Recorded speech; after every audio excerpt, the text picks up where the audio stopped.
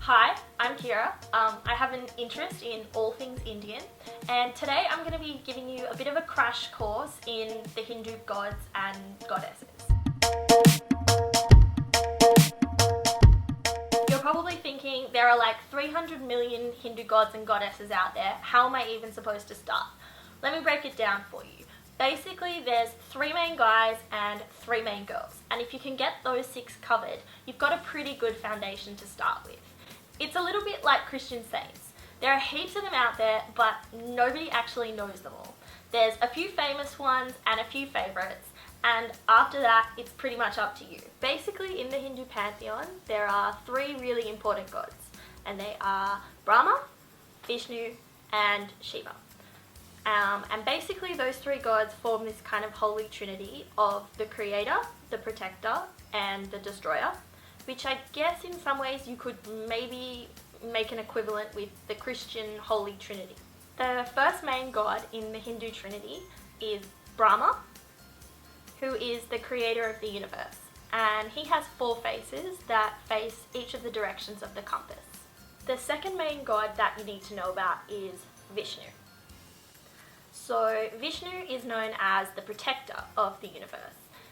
He lives in the ocean, on a bed of serpents in the material world, and he's probably better known as his incarnations of Rama or Krishna.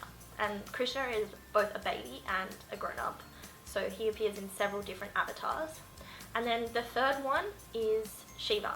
And Shiva is a bit of an ambiguous god because he's the war god or the destroyer god, but he can also sometimes be benevolent, and he's known for his love of the arts and of dancing. So oftentimes you'll see him kind of doing a dance as part of his sculpture or as part of his form. And Shiva is married to Parvati and is the dad of Ganesh. Probably my favourite god is the elephant-headed god Ganesh. Ganesh is pretty cool, and he has a very interesting story behind him.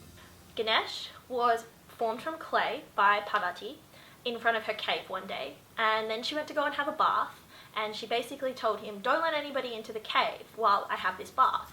But she didn't let her husband Shiva know that she'd made this child from clay. So Shiva came home and wanted to get into the cave, and Ganesh was like, "Sorry, you can't come into the cave because my mum's having a bath."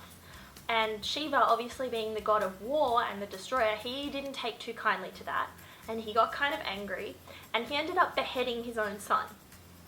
So obviously when she came out of the bath, Parvati was pretty upset that her child no longer had a head.